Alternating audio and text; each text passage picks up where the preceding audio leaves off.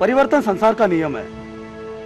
इस परिवर्तन के बेस पर ही इंसान ने अपनी उन्नति की हुई है। जैसे कि हम देखते हैं कि कई सालों से फिल्म इंडस्ट्री की शुरुआत हुई, लेकिन इस फिल्म इंडस्ट्री में किसी भी इंसान को उस नजरिए से नहीं देखा जाता था।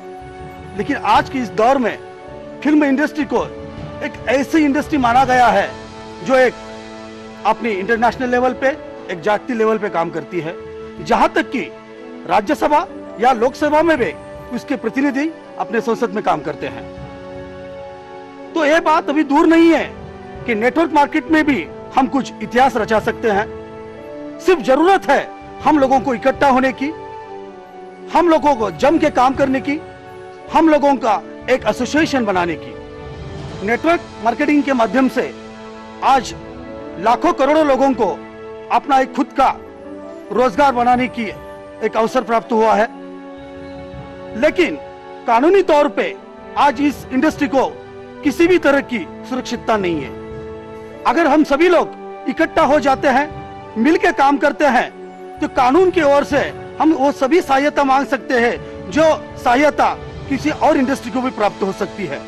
तो मैं आशा रखता हूं कि हम सभी लोग अगर नेटवर्क मार्केटिंग एसोसिएशन के एक बार एकत्रित हो जाए, समूह से काम करेंगे, तो भारत सरकार भी हमें इस इंडस्ट्री को एक अच्छा दर्जा दे सकती है और सभी नेटवर्कर को एक सुरक्षितता प्राप्त हो सकती है कि हाँ, हमारी कंपनी और हमारा बिजनेस एक सुरक्षित है और हमारा जीवन और हमारा भविष्य भी बिल्कुल सुरक्षित है। आमतौर पे देखा जाए, नेटवर्क मार्केटिंग कंपनी या एमएलएम कंपनी के साथ अगर कुछ प्रॉब्लम हो जाती है तो मीडिया वाले, पुलिस वाले एक आम नेटवर्कर को, एक लीडर को जिम्मेदार पकड़ते हैं और कभी कभी तो उनको गिरफ्तार किया जाता है, उन पे केस चलाए जाते हैं। ये बहुत गलत बात है। ट्रेडिशनल मार्केट में अगर कोई कंपनी चीटिंग करती है या कुछ गलत काम करती है तो पहले उनकी इंक्वायरी होती है, एक इंक्वायरी कमीशन गठित किया जाता है या पुलिस इंक्वायरी करती है। उदाहरण के तौर पे अगर देखा जाए तो पेप्सी और कैडबरी का भी एग्जांपल ले सकते हैं।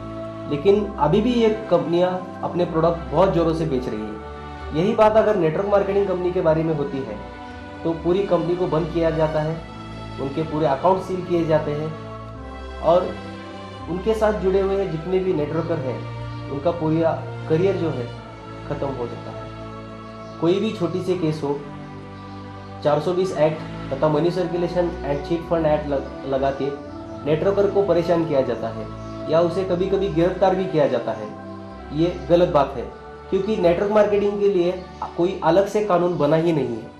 नेटवर्क मार्केटिंग इंडस्ट्री के लिए अलग से एक लॉ बनाने के लिए इंडियन डायरेक्ट सेलिंग एसोसिएशन ने सरकार पे बहुत जोर डाला था और उसकी वजह से 20 दिसंबर 2002 को तत्कालीन राज्य मंत्री श्री वी श्रीनिवास राव, जो consumer foods and public distribution के तत्कालीन राज्य मंत्री थे, उन्होंने इसको कानूनी मान्यता दे दी है। आज नेटवर्क मार्केटिंग तथा डायरेक्ट सेलिंग बहुत तेजी से बढ़ रहा है और आज इसका बढ़ता हुआ विस्तार देख के हमें ये लगता है कि नेटवर्कर का अगर भविष्य सुरक्षित करना है, उज्जवल करना है, तो एमएलएम एक्ट लाने की ज़रूरत है। उसके लिए सरकार ने कुछ कदम उठाने की ज़रूरत है, जैसे कि ट्राई, बीएसएनएल या सेबी, ये जैसी संस्थाएं हैं गवर्नमेंट अंडरटेकिंग, वैसे ही एमएलएम के लिए एक गवर्निंग अथॉरिटी चाहिए कि जिससे नेटवर्कर का भविष्य सुरक्षित और अच्छा बने।